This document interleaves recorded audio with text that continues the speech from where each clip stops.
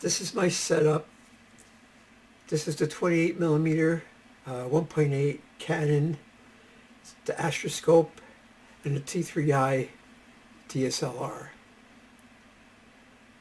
I vary from the 15 millimeter f2.8, this 28 1.8, 100 millimeter f2. I also have, and we're going to see the results of a 135 f2, which is a Canon, and the Canon 200 millimeter f2.8 for our exploring transient phenomena of the night sky. Let's jump right into video and I'll continue my commentary. Here's the night sky on June 3rd, 2026. Look, there's a transient phenomena already. This is between 10:03 p.m. to 11:01 p.m. I'm using the 28 millimeter f1.8. Now compared to the 15 millimeter, you're only seeing like about a quarter of the sky. But in that quarter of the sky, you're getting much better resolution because it's what, look at, there's two at once, two transient phenomena. So you're getting a better resolution and you're seeing deeper. You're seeing stars. Many of these stars do not appear on the 15 millimeter because it's a faster aperture. The lens is bigger. It collects more light. We're going to call it f2, right? 2 into 28, that's 14 millimeters. That's almost 3 times as big as the light gathering ability of a 15 millimeters. You see all those dim ones? It captures all these dim ones. There's so many of these dim ones flitting around. It's amazing. Look at them all. Now, I have to say it over and over again. I have a pair of Olympus 10x40 binoculars. 40 millimeters is the diameter of the objectives. They collect quite a bit of light. 10x is pretty powerful. And when I look at, I just changed the ISO, that's why it got brighter. When I look at these dots, these faint dots, they're bluish looking, and they're still dots at 10x.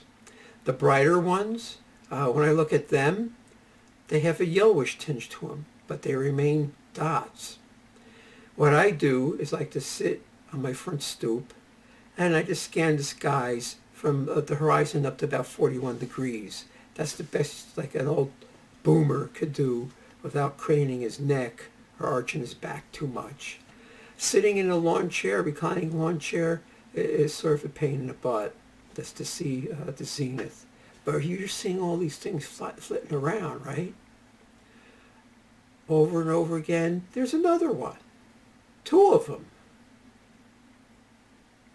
Now, I have videos from, 15 years ago that maybe have 2 objects in them. And I'm going to post one of them, or 2 of them, to demonstrate. Originally, I wanted to look for meteors and maybe supernovas, right? But now, after Starlink, I know the other stuff that's being put up there is just Starlink. I just want to blame Elon Musk.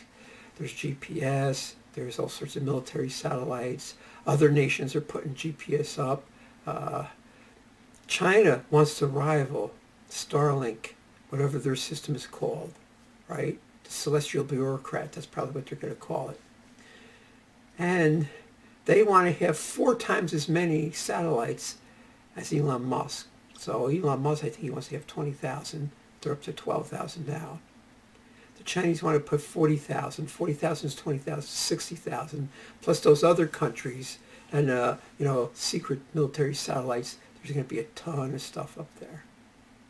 So it's interesting. If I'm looking for meteors rather than just staring at a blank star field with nothing happening, at least these things go whizzing by.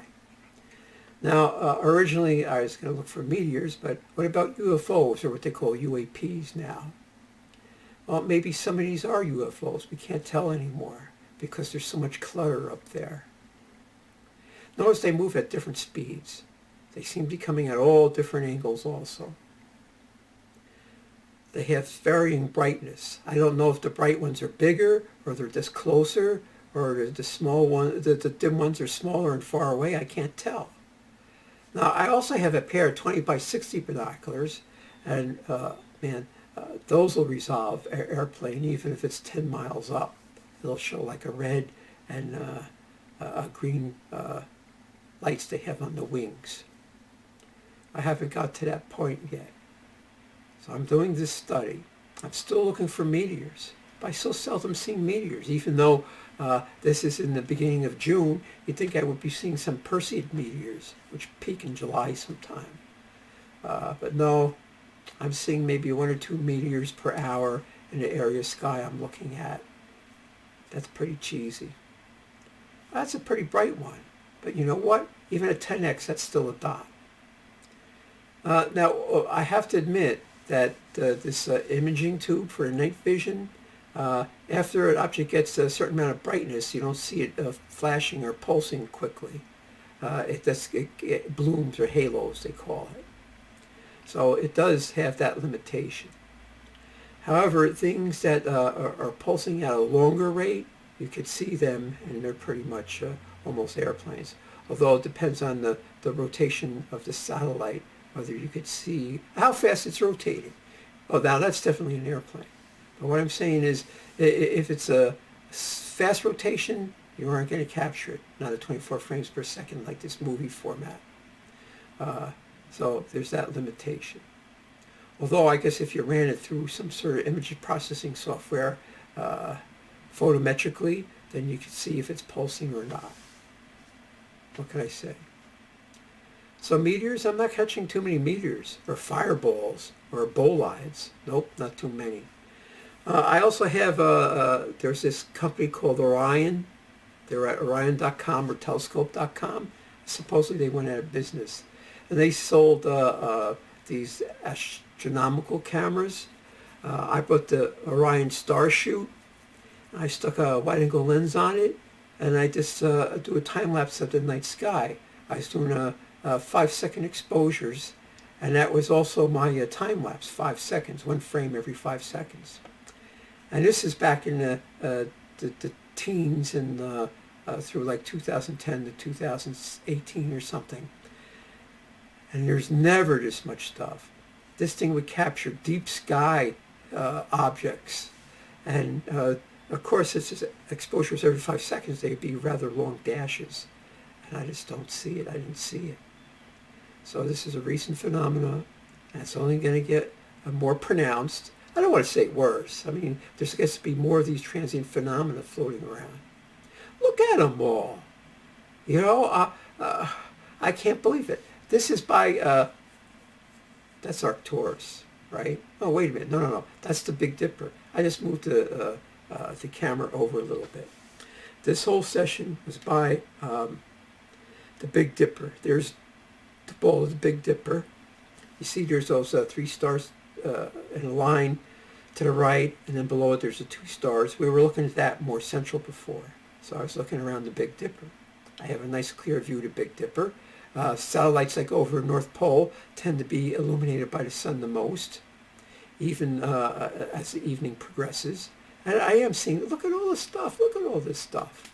Now, if you're some sort of astronomer and you're trying to take long exposure pictures of deep sky objects or star fields, they're going to have these streaks in it, depending on your exposure.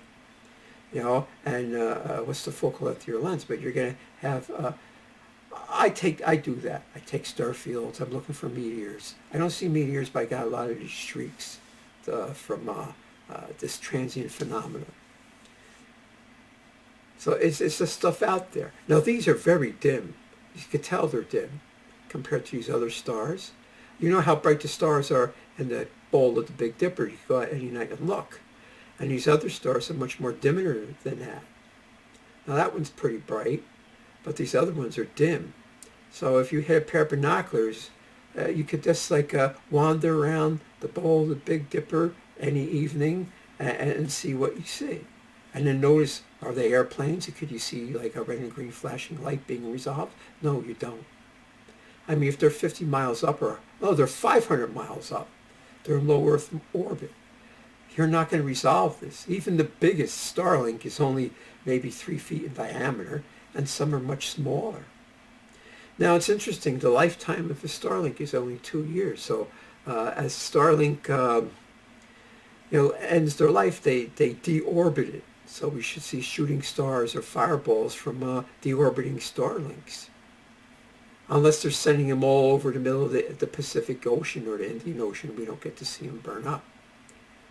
I'm just saying, it's look at all this stuff. It was June the 3rd, 2026, a special night. It's, sometimes you don't see anything for a couple minutes, but a lot of times you see stuff one after another. Now, I just want to point out, I shot this in real time. I post-processed it through this software called Video Velocity, and it picked every fourth frame. And then it sped the video up, it made its file size smaller. Oh, every 5-minute segment I make on my camera is like between 2 and 4 gigabytes. So that means if I did 90 minutes worth, it would be too big a file. So when I run through the software, it gets shorter. And then I post-process it. I turn it from an MP4 to a MOV format. And then they're always under, even 90 minutes is under 2 gigabytes. And, for downloading, viewing, and all that stuff. Sure, you lose some quality, but everything's a trade-off. And, I'm going to keep on doing this and presenting interesting nights where there's a lot of objects. And then other nights when there's not too much, I'm just going to pick out the highlights. Stay tuned. Look at all that stuff. 3 at a time on a screen. Wow.